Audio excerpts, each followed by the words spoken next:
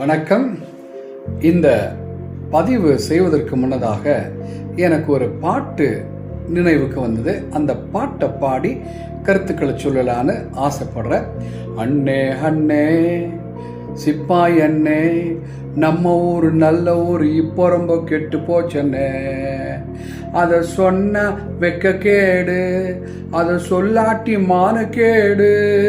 ஓஹோ அண்ணே அண்ணே சிப்பாய் அண்ணே, நம்ம ஊர் நல்ல ஊர் இப்போ ரொம்ப கெட்டு போச்சண்ணே. திராவிட முன்னேற்ற கழகத்தோடு இணைந்திருந்த காலத்திலெல்லாம் இவர்களுக்கு நல்ல மாண்பு இருந்தது, மதிப்பு இருந்தது, மரியாதை இருந்தது. தமிழ்நாட்டில் மட்டுமல்ல, மற்ற இடங்களில் கூட. எப்போ திராவிட முன்னேற்ற கழகத்தை விட்டு அமைச்சர் பதவிக்கு ஏக்கம் பிடிச்சி, வெறி பிடிச்சி, தாகம் பிடிச்சி, ஒரு விதமான ஜொல்லு விட்டுக்கிட்டு தாவே கால எப்போ போய் இந்த காங்கிரஸ் இணைந்தார்களோ அதோ கதி தான் இவர்களுக்கு. பாருங்க, அண்மையில் நடந்த இந்தியா கூட்டணியில் பல கட்சிகள் காங்கிரஸார் திராவிட முன்னேற்ற கழகத்தினுடைய கூட்டணியிலிருந்து வெளியே வந்ததை கிழின்னு கிழிச்சிருக்கிறாங்க.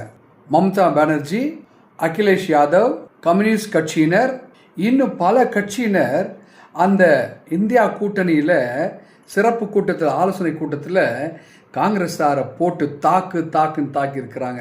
தேவையா இது? காங்கிரஸார் திராவிட முன்னேற்ற கழகத்துடன் இருந்த வரைக்கும் தமிழ்நாட்டில் ஒரு பெருமை இருந்தது அவர்களுக்கு. ஊரு நல்லா தான் இருந்தது. எப்போ இந்த பக்கம் தாவி விழுந்தாங்களோ, நம்ம ஊர் நல்ல ஊர் இப்போ ரொம்ப கெட்டு போச்சேன்னு. தூங்குகிறவனை எழுப்பி விடலாம், ஆனால் தூங்குகிறவன் போல நடிக்கிறவனை எழுப்ப முடியாது என்று சொல்வார்கள். அப்படித்தான் தோழனாக இருந்து தோழன் இல்லை என்பதை காட்டிவிட்டார்கள் இவர்கள். இனி இந்தியா கூட்டணி இருந்தா என்ன, இல்லாவிட்டா என்ன? அதற்கு ஒரு சிறப்பு கொடுத்ததே திமுக தானே. ஸ்டாலின் அவர்கள் இப்பொழுது உங்களோட சேரவே மாட்டார். உங்க நிலைமை அதோ கதிதான்.